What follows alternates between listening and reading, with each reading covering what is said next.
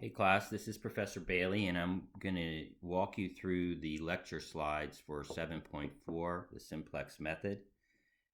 Pause as you need to, but hopefully this will improve your understanding of this complex formula. You can use a handout or a listing of the steps for the Simplex method on the test. In the last section, we learned how to find maximums using the graphical method, where we were looking for intersections, looking for corner points, and then testing each corner point, the x and y value of each point at the corners, at the intersections of graphs, and just actually calculating the value of the objective formula. And then obviously the highest one would be the maximum and the lowest value would be the minimum. Some problems when there's more variables, it's very difficult or even maybe impossible to do this. So the simplex method is used. It's a really interesting method, a bit complicated, and even how it was discovered is pretty amazing. It's now used in, as it says here, industrial planning, factory design, product distribution networks, sports scheduling, truck routing. So a lot of different ways to try to figure out it's used to figure out a lot of different calculations, especially around distribution. Because it's used for problems with many variables, we're no longer going to use x, y, and z. We're going to use x for all the variables with a subscript, so x sub 1, x sub 2, etc. Okay? And then notice here that in the simplex method, all the constraints must be expressed in the form all the ax plus 1 plus ax plus 2, all the variables on the left side, standard form, and then less than or equal to only a constant on the right side. Okay, so it's standard form, but the key here is that it's less than or equal to all the variables on the left and then the constant on the right. This is the guy that discovered it, and I just wanted to just give you a little bit of history here because it's a interesting story. This guy is obviously one of those people born gifted and talented. And so here's a fun story that after he was running late to his statistics class, he copied down two problems that the professor had put on the board when the class started and said these were problems that were famous unsolved problems. He missed that part of the lecture, and so he wrote those problems down thinking it was homework, and he solved them. And this actually earned him his doctorate, probably even as an undergraduate. So it's a really interesting kind of story, and even to the point about what we think is impossible. Maybe he wouldn't even have attempted that if he had been on time, but no one told him it was impossible, and so he went ahead and solved that. So the first thing we have to do in the simplex method is you have to make sure you have standard maximum form, okay? So there's a number of requirements for this. The first thing is that the objective function is to be maximized. We're not looking for minimums here, we're only looking for maximums, okay? So whatever that objective function was, we're going to maximize that. And you see it here, z equals 2x1 plus 3x squared plus x3. All the variables are non-negative. They have to be 0 or positive, okay? So that means x1, x2, x3, every variable cannot be negative. And this makes sense when you think about the problems. The variables usually represent something in life, like the number of hours, the number of quantity, etc. And so that makes no sense that you work a negative hours or drive a negative miles, etc. So all the variables are 0 or positive. All the constraints, as we just mentioned, involve less than or equal to. There is no greater than or equal to, except for this is just saying that all the variables have to be 0 or positive. But the constraint equations like money, time, etc., these also involve less than or equal to. The constraints, the constants, are on the right side. This is standard form, and all the variables are on the left side. All right. So the first thing you have to do in these problems is to rewrite each constraint into a linear inequality. You're given the constraints as a linear inequality. For example, it says if we're talking about a factory problem, no one can work overtime. So their total hours would be less than or equal to 40. That's the inequality, less than or equal to, because they can work up to 40 hours. And that's what a constraint is. I have a maximum $5,000 budget. So all the costs would have to be less than or equal to 5,000 because that's my total budget. So all the constraints are need to be rewritten from an inequality, less than or equal to 5,000, into a linear equation. And we do this by adding a non-negative, another variable to each of these equations called a slack variable, okay? So for example, if we had two variables, x1 and x2, and we knew that their total had to be less than or equal to 10, if we added this other slack variable, and slack variables will always be denoted by s, again, s1, s2, etc. Notice, so let's say, for example, x1 plus x2 added up to 6. Well, in that case, the slack variable would be 4, and we would get equal to 10, okay? So this is just kind of a artificial constraint that allow us to turn an inequality into an equation, a linear equation, okay? So it's very simple. Just take the equation. So the strategy is very simple, and add another variable and turn this into equal. If you have multiple equations, each equation is going to have its own slack variable. Each equation is going to have its own slack variable, okay? A different slack variable must be used for each equation. So if we had a second equation, we would have maybe, let's say, 3x1 minus 4x2 plus s2 equals some constant. So let's see how that works, all right? So all we're going to do here is rewrite the three constraints. You see it, less than or equal to 100, less than or equal to 150, and less than or equal to 320 by adding slack variables. Since there are three equations, or excuse me, inequalities, we're going to turn these into three equations by adding three different slack variables. There's the first one, okay? So x1 plus x2 plus 4x3 plus s1 is now equal to $100. Less than or equal to, now it's equal to. So in the second equation, we're going to add a plus s2 and turn this into equal 150. In the third one, we're going to add an s3. Notice how we're already lining these up. This is so we can use matrices, okay? The third equation, so it'll be s3, and it will go from less than or equal to 320 into equal 320. All right? We don't worry about these bottom ones. These are just saying that each of the variables has to be positive or zero. Positive or zero. Okay. So those, we have turned the three inequality constraints into linear equations by adding slack variables. That's our first step in doing any of these simplex problems. Adding slack variables to constraints converts a linear programming problem into a system of linear equations, and that's just what we just did. It's very simple. It's a very simple strategy, just turning the inequalities less than or equal to into equations by adding a different slack variable, S1, S2, and S3, because we had three equations to each of them. Now we turn this into a matrix, an augmented matrix, okay? The top of the matrix above this line is pretty straightforward. Notice it's just all these variables, x1, x2, x3, s1, etc. So we have, excuse me, 1, 4, 1, 0, because there's no S2 in the first equation, 0, there's no S3. And we also added a column here for Z, and you don't really need this. We're going to take it out eventually, but that's this equation here, okay? The second equation is 1, 2, 1, 0, 1, 0, 0, and then 150, the answer. The third one is 3, 2, 1, 0, 0, 1, 0, and equals 320. Now this bottom equation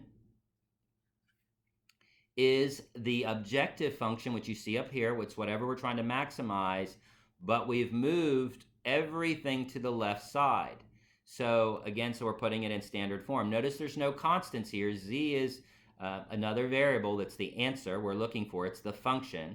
So we have Z minus 2x1 if we take the 2x1 to the left, minus 3x2 to the left, minus x3 equals 0. And that's what you have down here. Minus 2x1 minus 3x2 minus x3, 0, there's no slack variables, plus z equals 0. So you get this bottom line underneath here by changing the objective function by moving everything to the left side. So all of the coefficients will change sign as you move them from the right. Okay? Once we've built this first matrix, this is called the simplex tableau. This is where we start. Okay? In this case, it's a system of 4 linear equations. Each of these represents a linear equation, and we're going to try to figure out what the variables are, what x1 equals, x2, x3, similar to what we did earlier in chapter 6 using the matrix and the RREF function on the calculator. Hopefully you looked at the PowerPoints I have, because these problems are much easier to solve using the calculator, and you don't have to go through all the transformations of matrices that the book and some of the problems has if you just use your calculator matrix function. Okay? So the first thing we have to do is what's called determine a pivot. So we've set up our Tableau, and now we have to find the pivot. This is done the same way every time. The first thing we're going to do is identify the most negative number in the bottom row. In the bottom row, we have -2, -3, -1. The most negative number is -3. So this is the column. This is the column the pivot will be in. Okay, in the second column. All right. So one of these numbers above the line, 1, 2, or 2, will be the pivot point.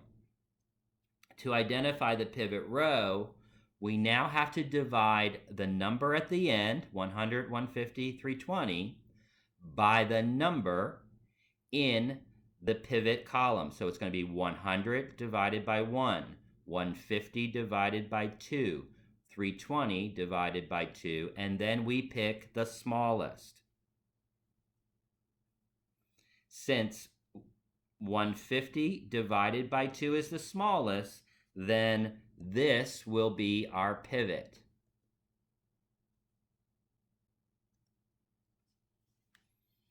So the second row, second column is our pivot. Okay? This is one of the initial steps in the simplex tableau. So you built the tableau, which is the matrix, and then you find your pivot. Okay?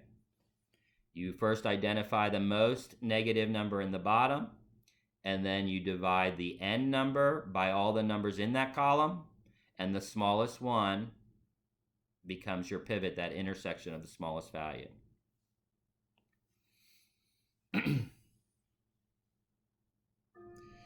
Notice here it says in some tableaus the pivot column may contain zeros or negative numbers. Only use the positive entries in the pivot column should any of these, if for example, instead of 1, 2, 2, we had 1, -2, 2, we would have skipped the -2. We would have just done the 1 and the 2, okay? If there are no positive entries in that column, so you can't choose a pivot row, then there's no maximum solution to the entire problem, and you're done. There's no solution. All right. So once we've identified the pivot, what we're going to do now is change all the values in that entire column. In that entire column. The pivot needs to become a 1. So what you see here circled in yellow, we need to turn this 2 into a 1. Everything else, the 1 above it needs to be a 0. The 2 below it needs to be a 0, and the -3 should also be a 0. So everything in this column will now be a 1 and 0. The pivot will be a 1, and everything else is 0. It is easy to turn pivots into 1s. Okay, you will do this the same way every time. Remember, everything we're doing to a row, because this represents an equation. We can multiply the left side by the number as long as we multiply the right side by that same number, and we still have an equation. Okay? So what would you multiply 2 by to make it into a 1? Well, you would multiply it by its reciprocal, because any number times its reciprocal equals 1. All right? So you're going to always multiply the pivot row by the reciprocal of the pivot. The reciprocal of 2 is 1 over 2, so we're going to multiply every number in this row by 1/2. So note, and that will change the row, the values of each of these rows, but it will still mean it's still the same equation. 1 times 1/2 is 1/2.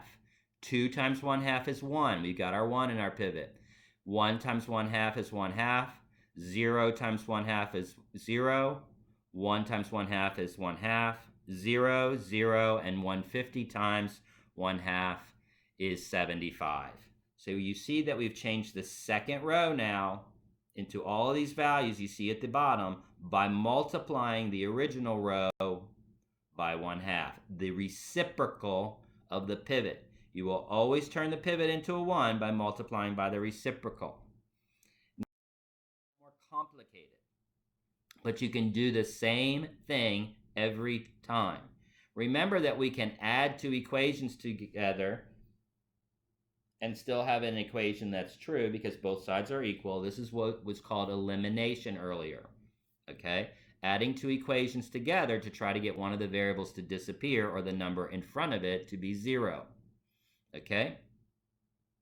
So the way we're going to do that is to change the values to zeros, add or subtract the pivot row or a multiple of the pivot row to the changing row. Since the first number above is 1 and the pivot is now 1, we're just going to take row 1 minus row 2 will be the new row 1 because 1 minus 1 will equal 0. Okay? So for the first row, we're simply going to take row 1 minus row 2. Here they've done it backwards. Negative row 2 plus row 1, right? So you get 1 minus 1/2. 1/2. 1 minus 1, 0.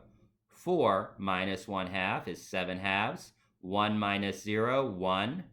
0 minus 1/2 is negative 1/2. 0 minus 0 is 0. 0 minus 0 is 0. And 100 minus 75 is 25. That was row 1 minus row 2. Okay?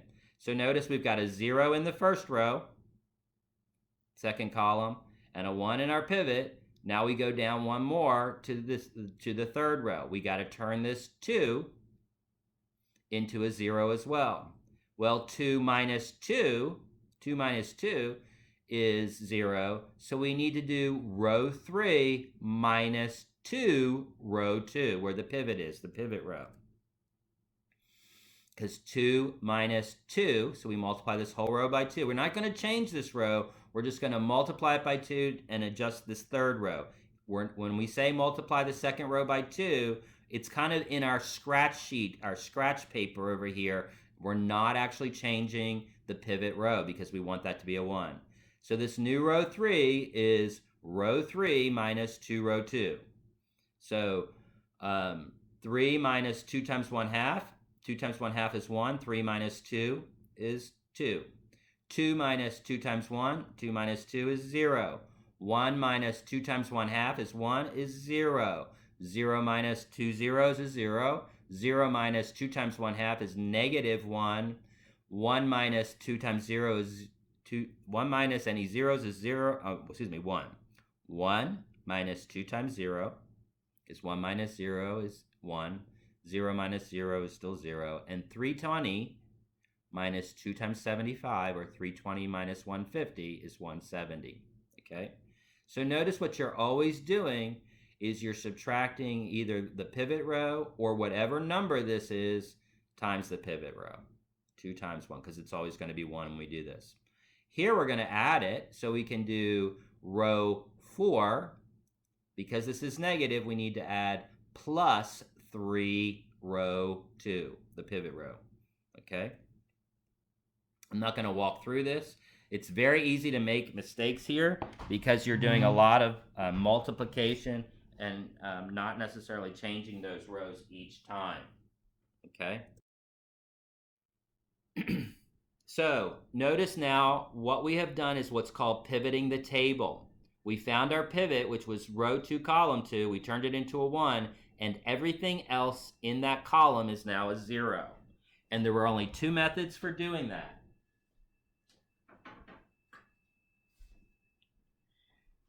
You multiply the pivot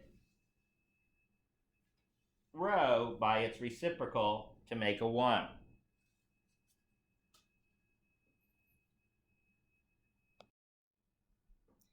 And then to make each of the zeros, you multiply the pivot row times whatever number was there and subtract it. Okay? You can go back and look at that video a little bit to see it. So we've pivoted one time, and if there are any negative numbers left still in the bottom row, we do it again. So we just repeat those steps. Find the pivot. How do we find the pivot? Do you remember? We look for the most negative number in the bottom row. There's only one negative number now, and that's negative 1/2, so this is our pivot column. We then divide, remember, this is our pivot column, the n number by all the numbers. So 25 divided by 1/2 is 50. 75 divided by 1/2 is 150. 170 divided by 2 is 85. The smallest number was 50, so that's why this first row, first column, is our pivot. And there you can see the divisions that I just spoke about.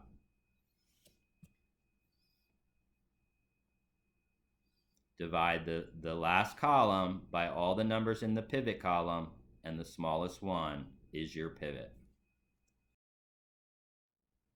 What do? We turn the pivot into a 1 by multiplying by its reciprocal.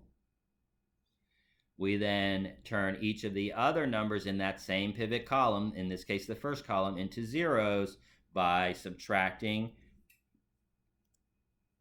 the multiple, that's the 1/2, whatever's in that place, times the pivot row, and subtract it. So we have row 2 minus 1/2 row 1, or row 2 minus 1/2 the pivot row. In the third place, in the third row, we'd have row 3 minus 2 pivot row. In the last place, because it's negative, in the last row, we'd have row 4 plus 1/2 the pivot row. And this is what you get. Okay? As soon as there are no negative numbers in the last row, as soon as there are no negative numbers, you're done. And what you have now is the final tableau, the final simplex tableau, and this is your answer tableau. Okay? Now it's very important you hear the next part.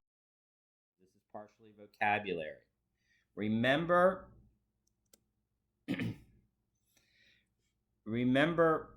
hold on 1 second, let me hold that thought. Every matrix will have, every final matrix will have some rows and columns that have only 1s and 0s, and then some rows and columns that have some numbers in them, okay?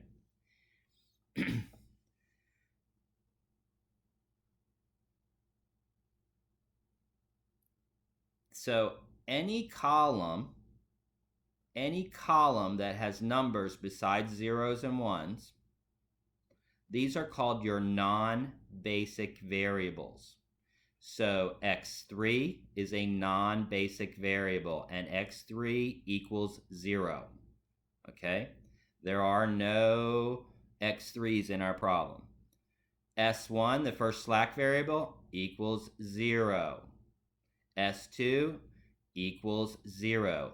X3, S1, S2 are our non-basic variables, and they're all equal 0, and that makes all of these values go away, because 7 times 0 is 0, 2 times 0 is 0, negative 1 times 0 is 0, and these technically go away and just leave the matrix that you see in blue, which is comparable to our RREF matrix that we did in Chapter 6. So notice if you take out x3, s1, and s2, you're left with just the basic variables, and you can see here that x1 equals 50.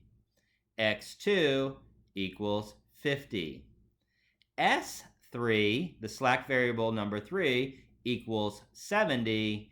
And our maximum solution is here in the bottom right corner. Z equals 250.